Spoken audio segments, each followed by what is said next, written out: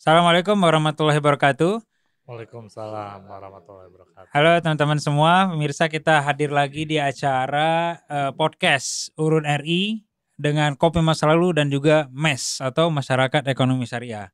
Nah ini sudah hadir bersama saya Nafis Al-Khairi selaku host di podcast kali ini, dan juga di sini ada Mas Ali selaku owner dari Kopi Masa Lalu. Terus ada Mas Adang Adha selaku ketua umum dari MES Jakbar ya, Masyarakat Ekonomi Syariah Jakarta Barat. Dan juga ada Mas Budiman Indrajaya selaku CEO dari Urun RI. Nah jadi ini kita akan ngobrol-ngobrol kira-kira peluang investasi yang akan bisa didapatkan di platform Urun RI. Dan juga kira-kira peluang industri kopi yang apa nih yang menarik gitu, yang bisa kita dapatkan dari podcast kali ini gitu ya. Karena kan sekarang kan banyak nih industri coffee shop katanya lagi pada bertebaran nih. Yep. Banyak banget ya coffee shop baru gitu kan. Nah jadi mungkin di sini anak-anak muda terutama yang nontonin podcast ini banyak yang pengen tahu nih kira-kira kenapa gua harus investasi di industri coffee shop gitu. Nah dan juga dari mana nih platform yang cocok buat investasi itu. Nah jadi Mas Ali nih selaku owner dari Kopi Masa Lalu nih, expertise lah ya dibilang bisnisnya coffee shop gitu ya. Nah kira-kira sebenarnya apa sih Kopi Masa Lalu itu apa sih Mas?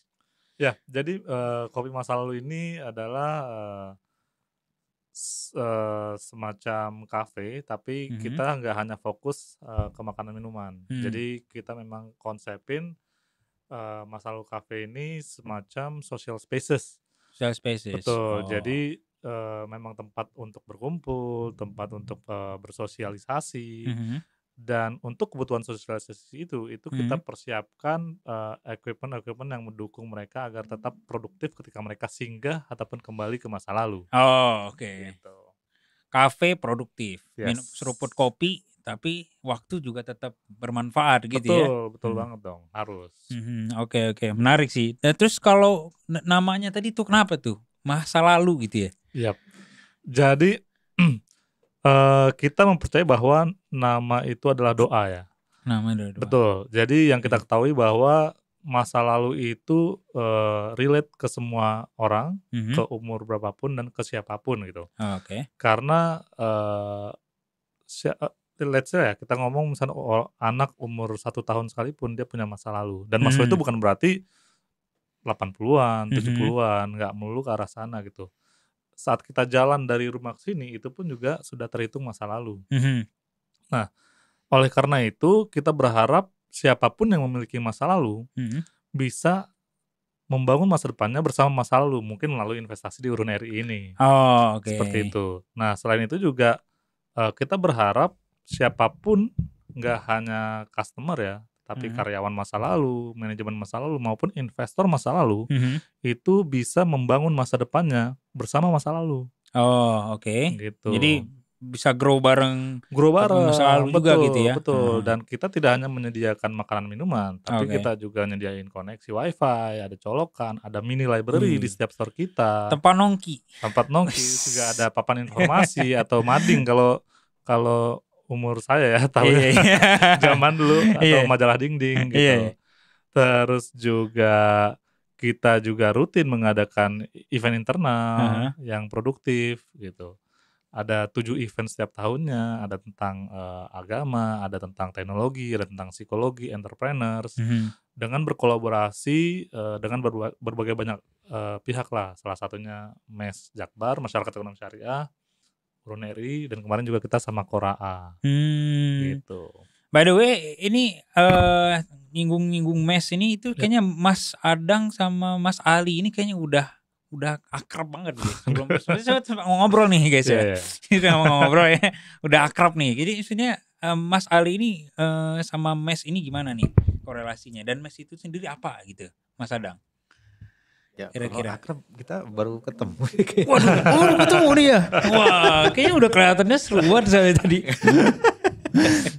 Enggak. Jadi Ini ngomongin mes dulu ya. Iya, Ngomongin pertemuan dengan Mas Ali dulu. Boleh. Dua-dua boleh dah, sikat dah pokoknya. Senyamannya aja dah. Senyamannya aja. Kagak ada formatnya dah, santai aja. Jadi ketemu Mas Ali ini di salah satu posko pemenangan, ada salah satu calon ketua umum organisasi gitu ya. Oke. Ketemu ngobrol-ngobrol. Saya bilang saya dari MES, Masyarakat Ekonomi Syariah, yang nanti saya akan jelasin nih apa itu MES. Yes. Terus ternyata beliau juga adalah anak dari salah satu pendirinya MES. Oh. Luar biasa ini. Oh gitu. Iya benar. Jadi salah satu pendiri MES. Hmm. Terus yang akhirnya udah saya aja langsung todong tuh ya. Ya udah kalau gitu join MES nanti. Oh, langsung tembak. Tembak. Iya. Terus habis itu saya lagi masih dalam masa, pada waktu itu masa rekrutmen menjadi pengurus MES. Pada waktu itu ya. Nah, terus saya biasa itu kalau misalnya mau rekrutmen itu saya datengin satu-satu tuh orang-orangnya. Ngomongin apa yang mau dilakukan di MES segala macam. Nah, ngobrol lah saya dengan Mas Ali ini, ngelihat kafenya bagus gitu kan, yang apa namanya, akhirnya kenalan dengan Urun waktu itu, dan langsung disambungkan dengan apa namanya, Kopi Masa Lalu. Karena kan kami dari MES nih, Masyarakat Ekonomi Syariah ya. Jadi Masyarakat Ekonomi Syariah ini adalah organisasi nirlaba, dia bentuknya adalah asosiasi yang bergeraknya itu adalah lebih kepada literasi ekonomi syariah, mulai dari keuangan sampai dengan ekonomi lainnya gitu ya, yang gitu. Berprinsipnya itu adalah syariah gitu. Nah, karenanya ya sesuai namanya gitu. Karenanya ketika ketemu dengan Ali, ngobrol dengan beliau ini tentang bisnisnya, yang menurut saya mereka masa lalu ini punya prinsip yang sangat syariah gitu. Yang sangat syariah gitu ya. Mulai dari A sampai Z-nya gitu ya. Kalau berbisnis, bagaimana dia berbisnis, bagaimana dia berpartner, mengembangkan bisnis, soal amanah segala macam. Yes. Nah, ketemu dengan MES, dan MES karena tujuannya memang kan tujuan dari MES itu kan yang pertama adalah meliterasi masyarakat untuk masuk atau mengambil bagian di dalam pergerakan ekonomi syariah. Itu salah satu tujuannya. Okay. Yang tujuan keduanya adalah supaya masyarakat ekonomi syariah ini bisa berdampak langsung pada masyarakat. Ya, berdampak langsung pada perekonomian masyarakat. Nah, ketemu dengan Urun nih, dengan Urun tuh ketemunya dengan Mbak Marvi waktu itu ya. Mbak Marvi dikenalin, kita lagi pengen bikin acara pada waktu itu, terus saya bilang, ya ini aja nih, kita punya emiten nih yang prospektif nih buat Urun nih. Jadi dikenalkan lah Kopi Masa Lalu dengan Urun, dan di MES sendiri akhirnya jadi sebuah hub gitu ya, jadi sebuah perantara gitu ya. Jadi hubnya untuk gimana supaya UMKM ya yang menjadi rekanan atau binaannya dari MES ini bisa berkembang, bertumbuh di masyarakat, mendapatkan pendanaan dari masyarakat, sambil masyarakat juga tahu bahwa ada loh skema pendanaan atau investasi mau berbisnis yang syariah. Jadi nggak hanya kenal dengan bank saja gitu ya, bahwa ada skema security crowdfunding. Lebih spesifik lagi, ada skema security crowdfunding yang syariah.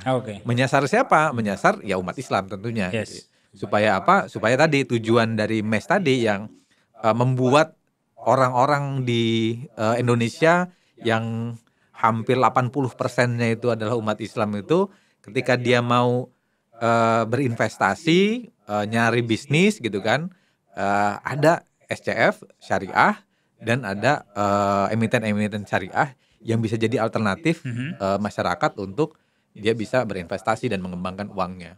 Jadi artinya MES memang pengen meliterasi masyarakat nih, bukan bank doang nih kalau pembiayaan ya, bukan perbankan doang ya. Ada skema-skema lain yang bisa dieksplor gitu ya. Salah satunya adalah ketemu dengan Urun RI ini, soal security crowdfunding. Ngomong-ngomong security crowdfunding nih, Udah ada expertnya juga nih, ada Mas Budiman di sini. Nah, ini kita mau dengar juga nih.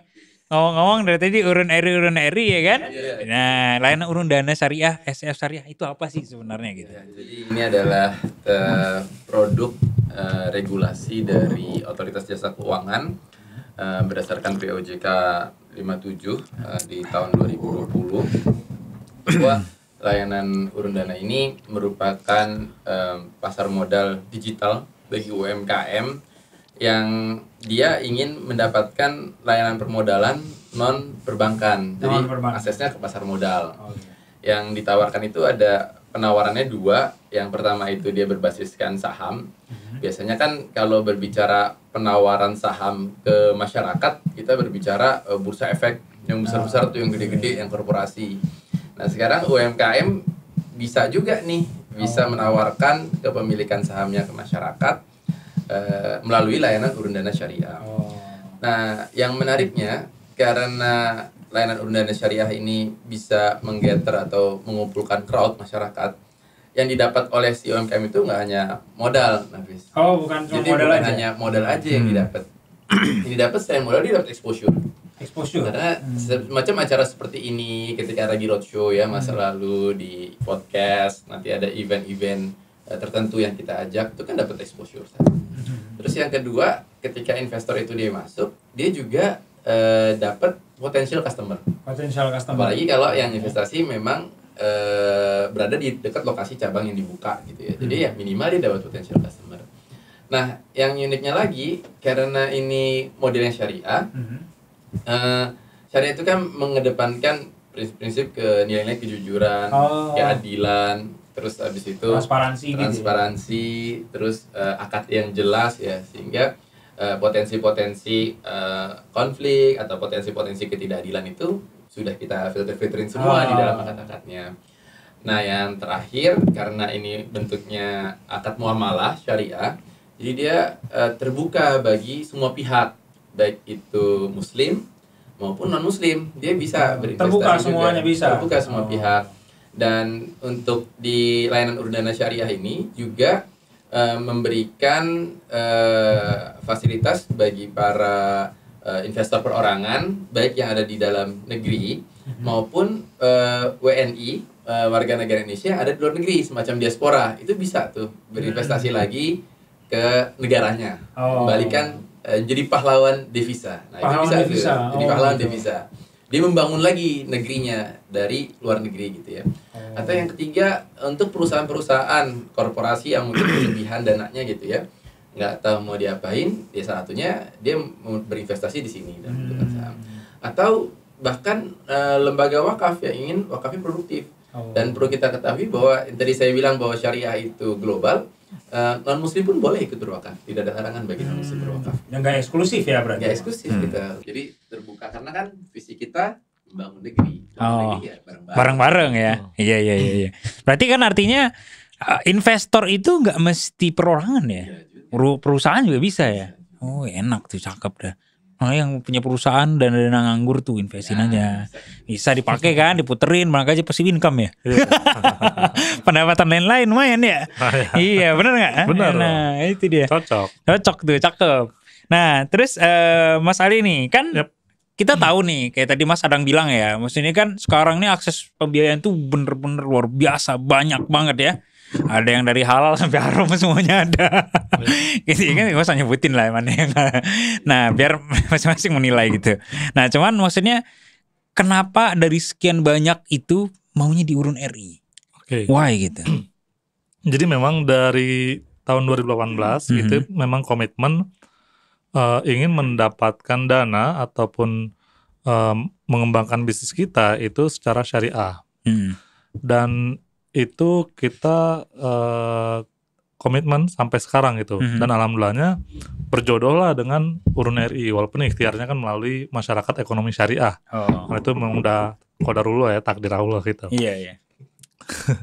Nah terus juga urun RI ini memang sesuai dengan konsep kita, di mana kita konsep bisnis kita untuk ke investor itu adalah dengan konsep bagi hasil gitu. Jadi ini agak sedikit berbeda dengan franchise ya. Kalau franchise itu kan yang kebanyakan di luar sana itu dia bayar semacam sertifikasinya lah, nanti per 3 tahun harus diperpanjang lah. Uang mitra, kemitraan ya segala macam ya. Terus juga beli bahannya harus dari mereka. Kalau misalnya ada ketahuan penaltinya dan lain segala macamnya itu banyak sekali gitu. Ribet lah ya. Ribet sekali gitu. Nah, melalui Urun RI ini karena kita juga konsepnya syariah, kayak tadi juga Mas Budiman ini udah infoin kan. Jadi banyak hal-hal yang kurang adil itu udah dikat-katin gitu, sehingga udah difilter tadi ya. Betul, difilter. Jadi memang investasi melalui Urun RI ini itu akan lebih, insya Allah akan lebih berkah dan juga lebih cuan. Berkah dan cuan. Tagline-nya berkah dan cuan ya. Itu harus garis bawah itu. Berkah dan cuan. Aman dunia akhirat. Benar banget. Betul. Nah, terus kalau kenapa ini Mas Budiman, kenapa investor itu apa untungnya nih buat investor masuk dengan Urun dan tanpa Urun RI?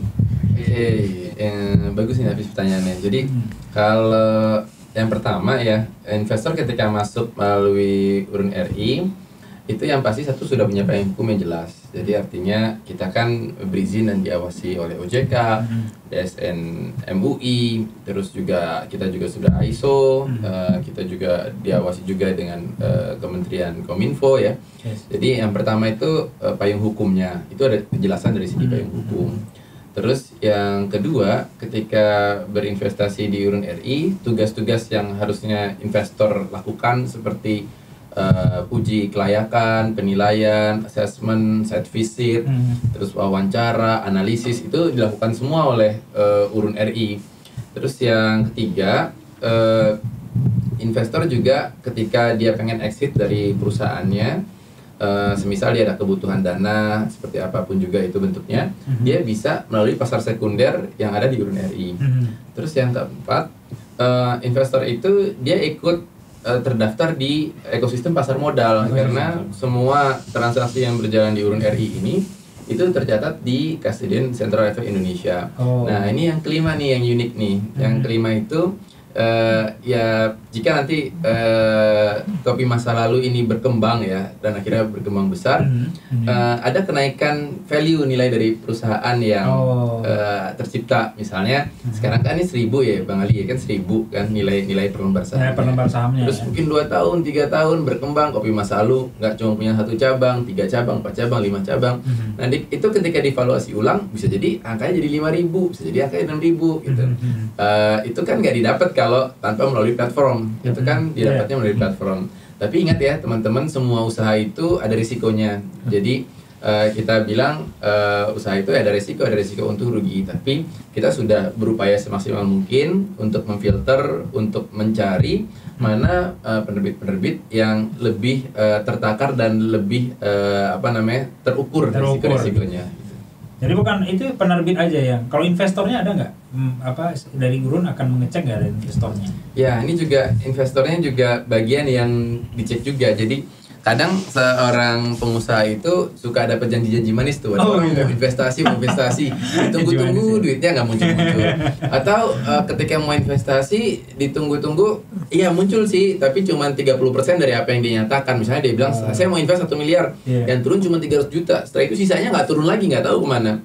Gitu. Nah melalui Urun RI itu tadi yang pertama kita memastikan bahwa uangnya memang punya nih si investor, karena dia tidak akan bisa listing atau tidak akan bisa tercatat sebagai investor di Kopi Masa Lalu kecuali sudah nyetornya ke custodian, ke bank custodian yang ada di Urun RI, Bank Danamon Syariah. Yang kedua, kita juga memastikan uang itu adalah uang yang bersih dan halal gitu ya. Artinya ada tuh di screening kita tidak terkait dengan pencucian uang, terus tindak pidana terorisme dan pemusnahan senjata massal, tidak uang yang tidak berasal dari pinjaman, itu sekarang kita ada gitu, kita filter. Jadi kita maksudkan sesuatu yang kita inginkan dia berkah ya harus dari sumber yang berkah kan, harus dari sumber yang bersih. Itu yang menjadi kelebihan dari Urun RI, insyaallah. Mas Adang, kalau di MES Jakbar itu anggotanya banyak gak? Yang maksudnya yang pengusaha-pengusaha gitu, rame anggotanya? Kalau di MES ini menariknya adalah kita nggak punya banyak anggota. Kalau di MES ini anggotanya adalah seluruh masyarakat Indonesia. Oh, semuanya dijangkau oleh MES gitu ya? Ya, jadi seluruh masyarakat Indonesia. Yang ada di MES itu adalah pengurus. Oh, jadi mengurus aja. Tapi membernya semuanya, semua masyarakat itu. Ya, semua masyarakat. Karena memang sasaran dari MES tadi kan adalah sebanyak mungkin masyarakat Indonesia itu terliterasi kan gitu ya. Betul. Jadi dianggap bahwa ini semua masyarakat yang ada di Indonesia adalah stakeholdernya MES, anggotanya MES yang perlu mendapatkan manfaat dari adanya MES gitu. Jadi ya anggotanya adalah masyarakat. Gitu.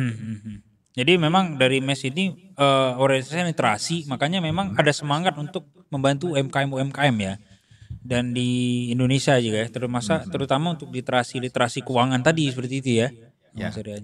Selama ini kan yang terjadi di UMKM di Indonesia itu kan ada orang-orang yang datang masuk ke dalam UMKM pembiayaan ini yang ribawi ya, yang sebenarnya tidak adil dan tidak menguntungkan bagi si UMKM.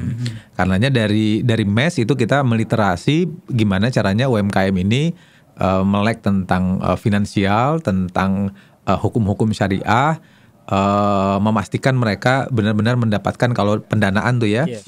Mendapatkan pendanaan yang skemanya itu adalah skema syariah gitu. Jadi ada di masyarakat itu ada namanya bank keliling. Bank keliling. Jadi dia banknya kemana-mana gitu ya? Bank keliling. Mobil ya. Gitu ya? Mungkin bahkan jalan kaki. Oh, jalan kaki. Gitu. Pakai sepeda, ada pakai motor gitu. Tapi bank keliling namanya. Kalau misalnya teman-teman ngelihat suka di Instagram atau di TikTok itu ada orang yang ditagih utang terus marah, yaitu salah satu korbannya ya. Kenapa sih ada bank keliling? Bank keliling ini kan mereka ke tempat-tempat orang yang kelas bawah gitu ya, ekonomi bawah gitu ya, atau usaha UMKM yang di bawah menawarkan pinjaman dengan skema yang ribawi, yang ribawinya itu gila banget gitu ya. Gila bangetnya itu bank keliling itu bisa ngecas itu bunganya itu bisa 50% sampai dengan 1.000% per tahun gitu. 1.000% per tahun ya. 1.000% per Jadi tahun. kalau saya minjem 1 juta nih. Ya. Itu berarti setahun berapa tuh? Berapa kenaikannya? Ya, 1 miliar ya? 1 juta ya. Bisa kalau 1 juta ya bisa 10 juta. Iya, gitu. iya. Nah, contohnya gampangnya gini. Kemarin saya ketemu tuh, benar-benar ketemu ya. Orang yang di pedagang gorengan tuh ya. Jadi saya lagi makan gorengan, datang orang yang nagih, dia bayar 100.000. Saya nanya ke si yang pedagang gorengannya ini, ya waktu itu dia perlu ada kepepet modal 1 juta rupiah, 1 juta rupiah nih ya. Terus dia pakai buat modal dikasih 1 juta rupiah, dan dia perlu mengembalikannya dalam waktu 12 hari gitu ya, 12 hari. Ya, bayarnya 100.000 per hari. 100.000 per hari. Iya.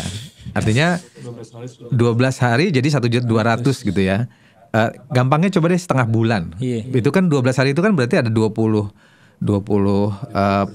dari pinjaman ya. 20% dari pinjaman, setengah bulan kali 2 sama dengan 40%, kali 12 sama dengan 450 ya. Itu berarti hampir 500% per tahun ya, yang sebenarnya itu tidak disadari oleh masyarakat. Nah, kita pengen meliterasi UMKM itu bahwa ada skema lain, ada kita kerjasama dengan security crowdfunding supaya teman-teman kayak Mas Ali yang sedang pengen berjuang mengembangkan bisnisnya itu enggak tersangkut skema pendanaan atau pinjaman yang ribawi yang akhirnya profit jadi tergerus karena tidak ada prinsip keadilannya di sana gitu ya.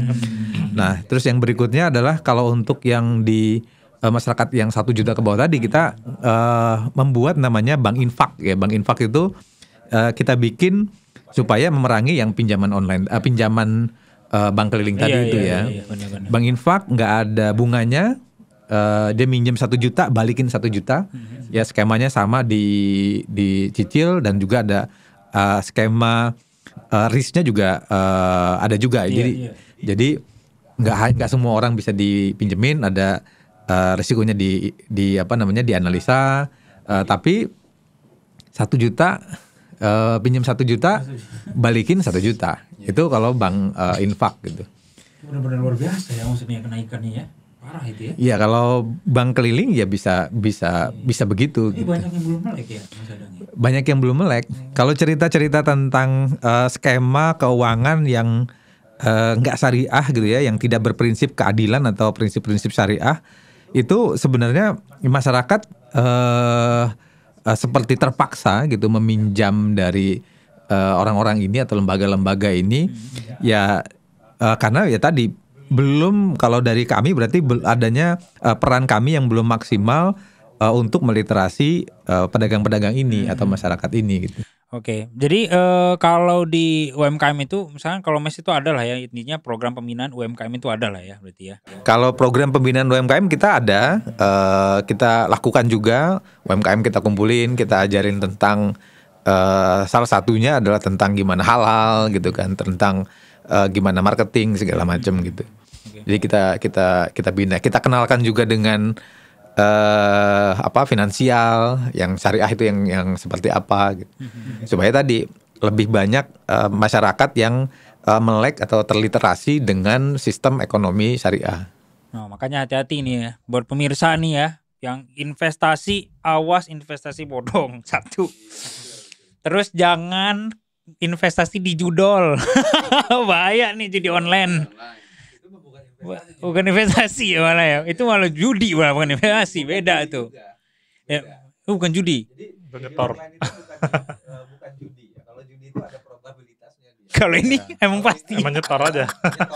Pasti kalah ya. Iya udah sistem ya kayak. Benar. Makanya kalau mau main investasi aja gitu ya daripada yang sembarangan gitu ya. Iya. Oke.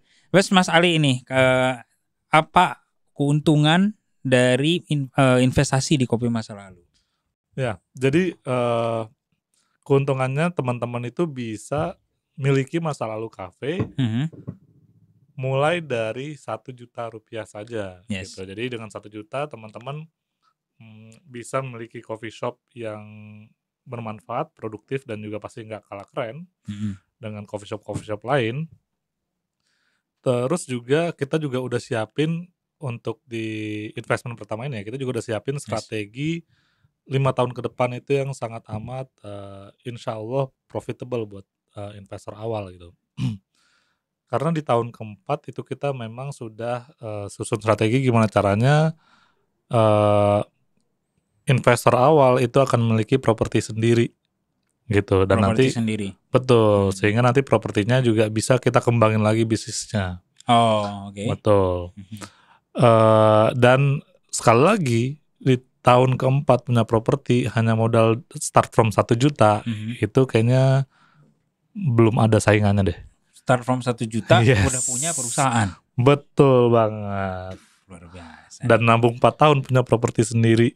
Oh. Properti 4 bersama. tahun, maksudnya berarti dalam 4 tahun nanti si investor punya properti gitu. Iya, sekian persen sahamnya. Oke. Betul. Oke. Siap. Oke, ini cukup jelas ya. Dan mungkin karena kita harus sama waktu, sebenarnya ini pengen banyak banget di diskusi depan. Tapi ini kita waktunya mepet banget gitu ya. Yep. Dan mungkin jadi kita ke akhir aja nih, akhir sesi. Jadi sebelum kita closing, mungkin dari Mas Budiman nih, kira-kira ada nggak nih pesan kepada investor, penerbit, dan komunitas lain nih. Oke. Karena kan ini MES kan komunitas yang udah afiliasi dan urun ya. Ya. Nah, ada nggak nih kira-kira pesan-pesan sama komunitas lain gitu? Ya, kalau untuk investor kita tentu berharap bahwa dana-dana yang kita miliki itu tidak hanya bermanfaat bagi diri kita, tapi juga berdampak bagi orang lain. Salah satunya dengan investasi melalui saham ini, kita tidak hanya mendapatkan potensi keuntungan, tapi juga membuka lapangan pekerjaan, terus juga menguatkan industri lokal, dan banyak-banyak bidang lainnya mungkin nanti akan lebih berdampak bagi masyarakat. Menarik banget tuh. Komunitas tempat berbagi peluang usaha. Ya. Jadi bukan cuma ngumpul-ngumpul doang ya. Yes. Tapi kita produktif ya Betul, kali ya. betul Oke. Gitu. Circle alpha. Circle alpha. Ya. Oke. Keren. Oke. Keren. Dan last nih dari Mas Adang nih ya. Kira-kira nih pesan buat UMKM kita di luar sana. Saya ngopi masa lalu dulu. Oke. Nambah ya. Sayang bisanya ini online doang. Ya. Ini juga banyak nih waduh review. Tapi kalau jadi investor nanti bisa nyoba sendiri. Kalau kata Mas Ali 1 seruput 1 juta. dapat kafe.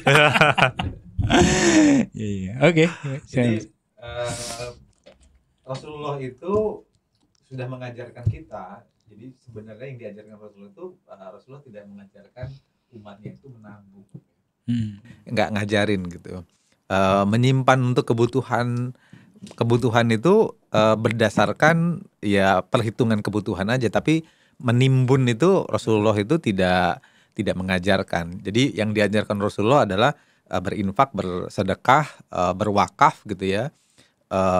Jadi uang yang dimiliki oleh umat Islam itu perlu terdistribusi ke masyarakat yang nantinya itu akan sistem ini terbukti gitu ya, itu akan membangun perekonomian dan ya diamini juga oleh perekonomian yang konvensional modern gitu ya, bahwa kita jangan lebih banyak menabung, tapi banyak-banyaklah kalau kita punya uang, banyak-banyaklah berinvestasi, berwakaf gitu ya, atau berinfak gitu. Supaya apa? Supaya perekonomian itu tumbuh.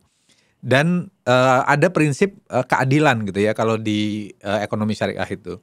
Jadi uang itu kalau kita banyak-banyak berinvestasi dan investasinya itu adalah skemanya adalah syariah yang itu berprinsip keadilan, itu tidak akan ada orang yang sangat kaya banget dan sangat miskin banget gitu. Karena apa? Sudah betul-betul sesuai dengan proporsinya masing-masing gitu ya. Jadi kalau selama ini kan misalnya gini, ada orang yang menginvestasi yang konvensional, dia bisa ngambil untung saja, sedangkan yang diinvestasinya bisa terserah mau bangkrut, mau rugi segala macam terserah. Kalau di Islam kan enggak, berbagi untung, berbagi rugi. Kalau di skema syariah gitu ya. Sehingga yuk sama-sama kita gunakan prinsip ekonomi yang dengan skema syariah yang sudah diajarkan oleh baginda kita, Rasulullah kita, yang sudah terbukti bahwa sistem ekonomi syariah ini itu bisa membuat ekonomi itu tumbuh bangkit dan berprinsip keadilan, sehingga pemerataan ekonomi itu akan insya Allah itu akan terjadi gitu. Oke, siap. Oke, Masya Allah ya, bagus banget ya, karena emang jangan sampai kita masuk ke dalam ayat Al-Hakumut Takatsur ya. Benar harus diputer uang itu ya. Benar. Oke, makasih banyak ya semuanya. Ada Mas Ali, makasih banyak, Mas Adang dan Mas Budiman yang telah sharing-sharing. Semoga nih pemirsa-pemirsa kita di rumah nih sudah tercerahkan gitu ya. Allah semoga nggak ada lagi kejebak pinjol, nggak ada lagi yang kedua investasi bodong, nggak ada lagi orang-orang yang memang pelit nimun-nimun harta gitu ya. Jadi harapannya memang semua dengan video ini, dengan podcast ini bisa lebih teredukasi ke depannya. Amin. Dan semua bisnis UMKM Indonesia bisa terus tumbuh. Amin. Mungkin sekian, terima kasih banyak semuanya. Mudah-mudahan nanti kita bisa jumpa lagi di lain sesi. Semoga sukses selalu. Amin. Pokoknya ingat investasi, ingat urun RI. Ingat warung kopi, ingat masa lalu. Mau diedukasi, ingat masyarakat ekonomi syariah. Luar biasa. Makasih banyak. Assalamualaikum warahmatullahi wabarakatuh. Waalaikumsalam warahmatullahi wabarakatuh.